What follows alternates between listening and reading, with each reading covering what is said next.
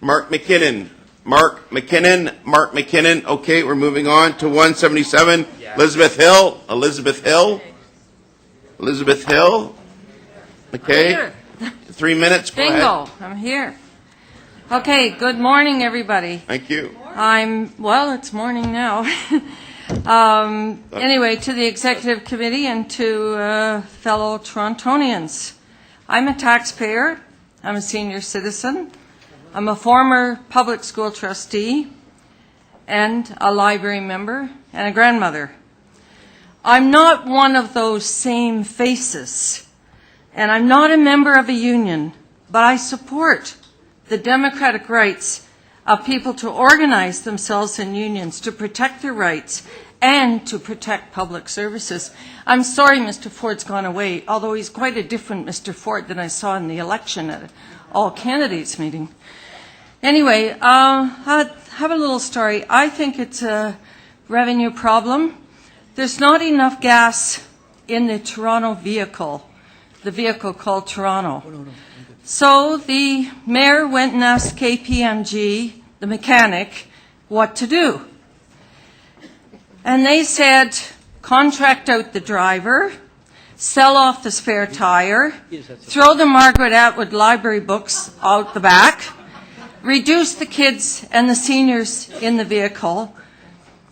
But really, we know what Toronto really needs is more fuel in the car. And this is the same thing that Mike Harris and Amalgamation left the school board with, the problem, not enough funds.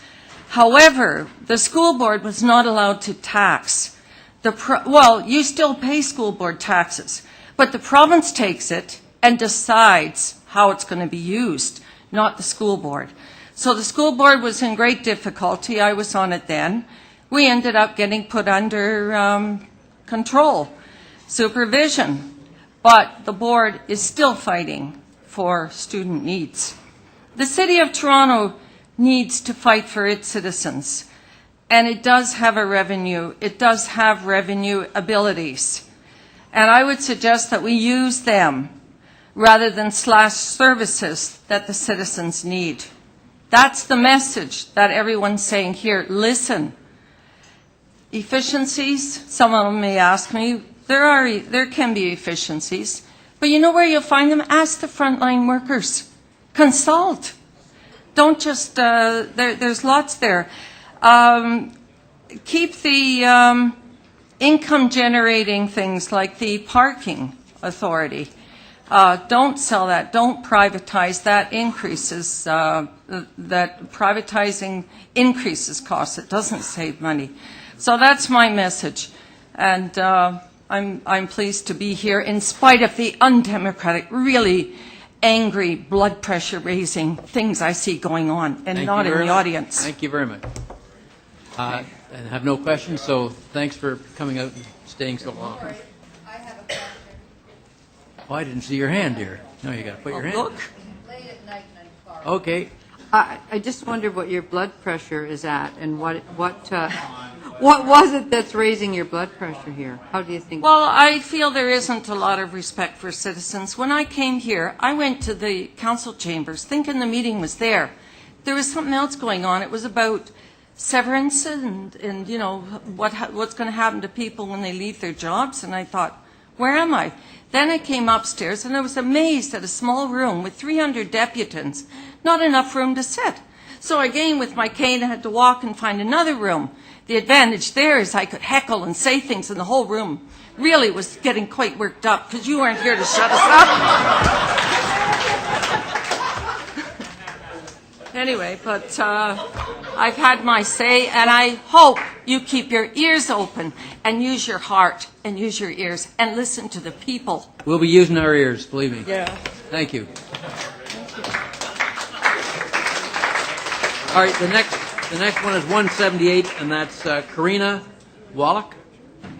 Is Karina with us? Karina Wallach, 178. Okay. The next one is 181. Lisa Slowinski. Is Lisa here? Lisa Slowinski, 181. Lisa? No. Fern Sinkins, 182. Fern Sinkins. Desmond Cole, 183. Desmond here? Hi. Welcome, Desmond. I just need 10 seconds. Okay, go ahead, Desmond. Just give me 10 seconds. Could I sit down, please? Okay, we'll give you time. What do you got there?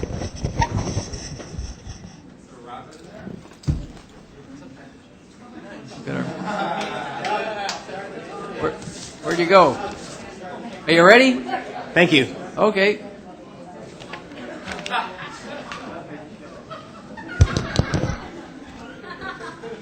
Hi. I can still see you. I want to talk about leadership and how it relates to our current budget situation. Just a year ago in 2010, we had a projected deficit of over $800 million, even more than the deficit we face this year.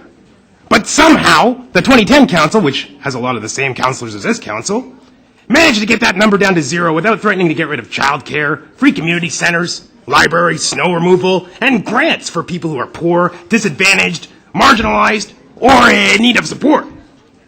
Now, they raised property taxes last year, and they raised TTC fares, but that was no surprise to me.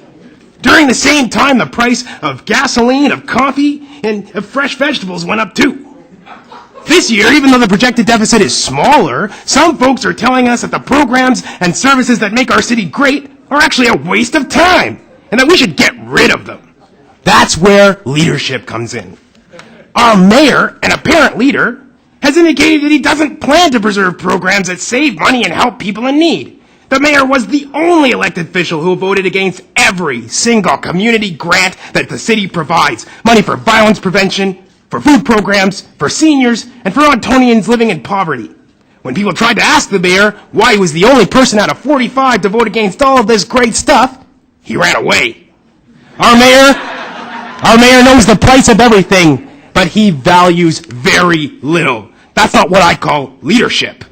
Where I come from, that's not leadership at all. So, now that I know that we can't trust our mayor to lead, I'm looking to the other members of council since they are the ones that make the decisions anyway, and leadership begins with telling us the truth. So how about it, councillors? Will you tell us the truth? Do you believe free community centers are a waste of money? Is paying people to live in Toronto in a decent wage beneath you? Will cutting daycare, ignoring the arts, and selling off precious city assets make Toronto a better place?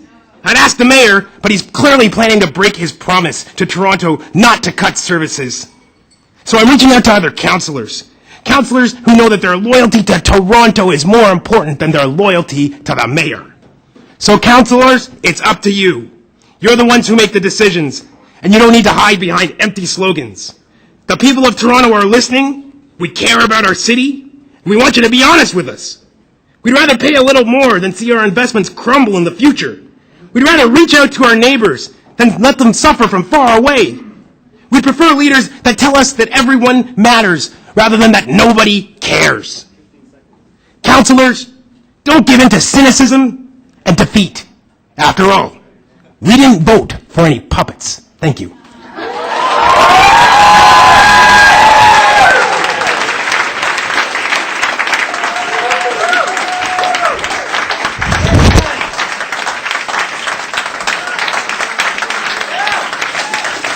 Thank you, Desmond. Thank you very much. Desmond, what's your partner's name? His name's Roy. He doesn't even move his lips. I just want to know who signs in as the deputant. Anyway, thank you very much, Desmond. There are no questions for Roy? There were no questions, no. Thank you anyway.